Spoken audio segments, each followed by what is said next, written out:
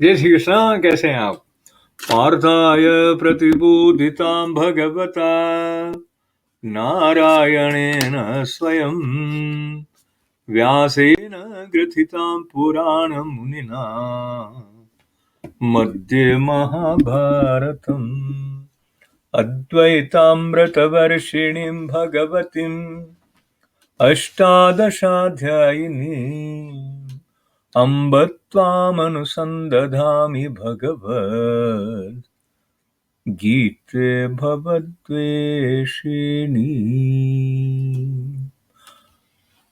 भगवद गीते भवद्वेषिणी। भवसागर से पार कैसे जाया जाए, इसका संकेत सार गर्भित श्रीमद् भगवद गीता हमारे प्रति जो खोल रही है वो वाणी है पद्मनाभ साक्षात श्री कृष्ण की। उसका अवलंबन लेने का जो आनंद अवसर हमें मिल रहा है, उसमें आज हम 7वें अध्याय के 21वें श्लोक की तरफ श्रद्धा के साथ बढ़ रहे हैं। और हमारी श्रद्धा कहाँ टिक जाती है, हमारी निष्ठा कहाँ होती है, उससे हमारे जीवन के अनुभव बनते बिगड़ते हैं। उसको लेकर हम प्रसन्न भी होते हैं, अप्रसन्न भी होते हैं। उन्नत अवस्था को प्राप्त करते हैं तो खिन्नता को भी प्राप्त करते हैं कि हमने हमारी श्रद्धा को कहाँ टिका रखा है। भगवान इसमें क्या करते हैं, 21वें श्लोक में संकेत दे रहे हैं।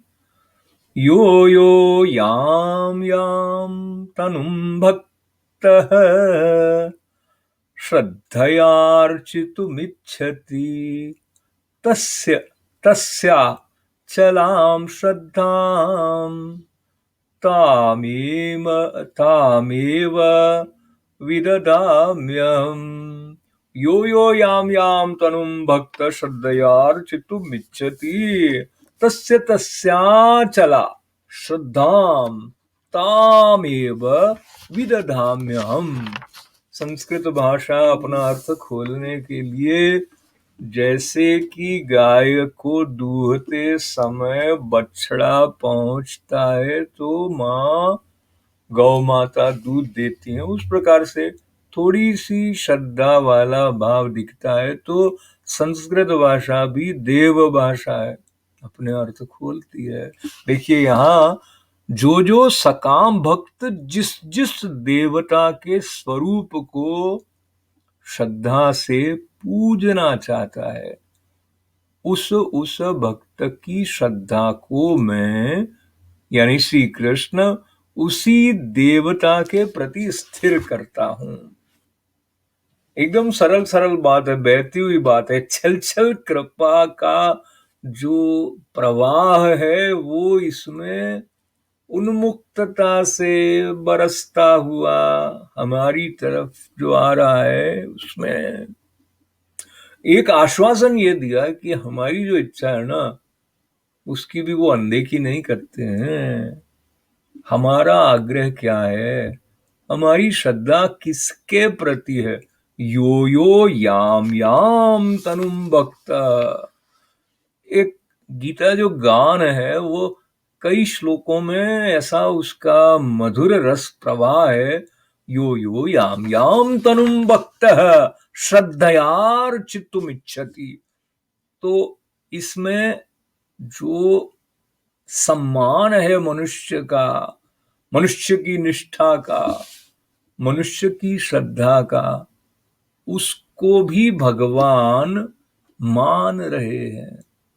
उन्हें पता है कि ये मुझे पहचान नहीं रहा है, किसी और रूप में, किसी देव के स्वरूप में वो अपनी श्रद्धा को टिकाकर अपनी अमुक अमुक कामना की पूर्ति, अपना हित साधने की दृष्टि से यह सेतु बनाकर आराधना कर रहा है, पर वो इसमें आपत्ति नहीं करते हैं। जिसकी जिसमें जहां श्रद्धा है वो उसको वहां दृढ़ कर देते हैं। हालांकि मूल में सबके वही हैं, ये उन्हें भी पता है। और अमुक अमुक देवता के माध्यम से इच्छित फल प्रदान करने की कृपा करुणा करके करने वाले भी वही हैं। जो अलग अलग स्वरूप हैं उनके मध्य में वही एक है। इसलिए श्रीमद् भागवत में शिव जी के और श्री कृष्ण के मध्य में भेद बुद्धि नहीं रखने की बात कही गई है। जैसा कि सनातन परंपरा में हम सुनते हैं, एकम सत विप्रा बहुधा वदंती। सत्य एक है और विद्वत जन उसको अलग अलग नाम से पुकारते हैं। भक्त की विद्वता भी कभी कभी अमुक अमुक कामना पूर्ति के लिए अमुक अमुक देव की तरफ जो प्रवाहित हो रही है, तो वह मूलतया वहीं से जुड़ रहा है और उसको जो प्राप्ति हो रही है वो वहीं से हो रही है।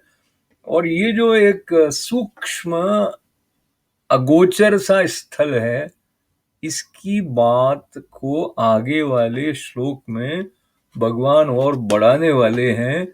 पर आप इसको देखें कि यदि माता पिता बच्चे की इच्छा का सम्मान करते हुए उसके स्वभाव के अनुसार वो जिस पथ पर जाना चाहता है, वो एक संगीतज्ञ के रूप में अपनी समग्रता को छूना चाहता है, एक चित्रकार के रूप में, एक वैज्ञानिक के रूप में, जिस भी रूप में माता पिता के मन में है कि ये प्रसन्न हो और इसका जो समग्र विकास जिस तरह से इसकी वृत्ति है वैसा हो, वो बात ईश्वर भी हमारे प्रति रखते हैं।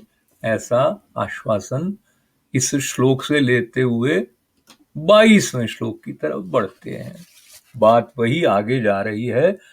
स तया श्रद्धया युक्तस् तस्याराधनमीहते लभते च ततः कामान् मय्येव विहितान् हितान्।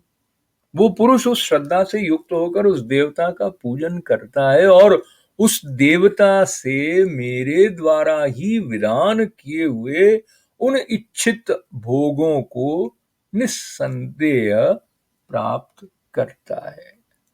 तो देने वाले वही हैं और अमुक अमुक रूप में भी जो फल आ रहा है वो वहीं से आ रहा है। इस प्रकार की बात को समझने के लिए हम थोड़ा और श्रीमद् भगवद गीता की कृपा का अवलंबन लेते हुए जैसे जैसे आगे जाएंगे थोड़ी थोड़ी स्पष्टता और आती जाएगी। और श्रद्धा की महिमा का संदर्भ लेते हुए स्वामी श्री ईश्वरानंद गिरी जी महाराज द्वारा उद्धृत एक कथा जो आपने अन्य स्थलों पर भी सुनी होगी। कथा क्या थी कि एक साधु अपने जीवन के अंतिम क्षण की तरफ बढ़ रहे थे। उनका एक ही शिष्य था और वो शिष्य बहुत ही परेशान था। गुरु चले जाएंगे, गुरु का यह देह कलेवर नहीं रहेगा, क्या होगा। और उसको बहुत अधिक समय न हुआ था, गुरु से बहुत सारी बातें सीखना अभी शेष था। गुरु ने उसको अपनी ओर बुलाया। उन्हें पता था वो बहुत कम समय के लिए देह रूप में रहने वाले हैं अब। और अपना उन्होंने मुंह खोला। मुंह खोलकर मुंह में क्या है ऐसा देखने के लिए अपनी दुर्बल वाणी में शिष्य को कहा। शिष्य ने देखा। क्या दिखाई दिया? दांत दिखे? दांत नहीं रहे थे। जीभ दिखी? शिष्य ने कहा हाँ। तो उन्होंने कहा कि जो काटता रहता है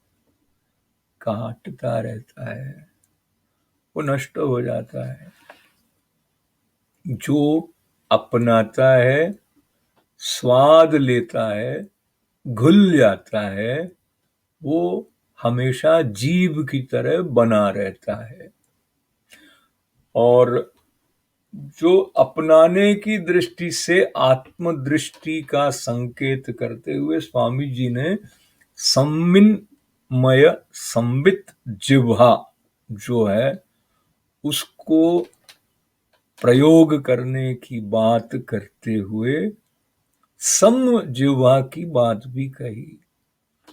समता में स्थित होने की जो बात श्रीमद् भगवद गीता में बार बार हमारे प्रति करुणा से खोली जा रही है, तो वो पूर्णता की तरफ ले जाने में बहुत महत्वपूर्ण भूमिका निभाती है। पूर्णता का आस्वादन आपके मेरे जीवन में प्रभु कृपा से प्रकट हो, आपका आभार व्यक्त करते हुए ओम पूर्णमदः पूर्णमिदं पूर्णात् पूर्णमुदच्यते पूर्णस्य पूर्णमादाय पूर्णमेवावशिष्यते। ओम शांति शांति शांति। सबका मंगल, सबका कल्याण। जय श्री कृष्ण।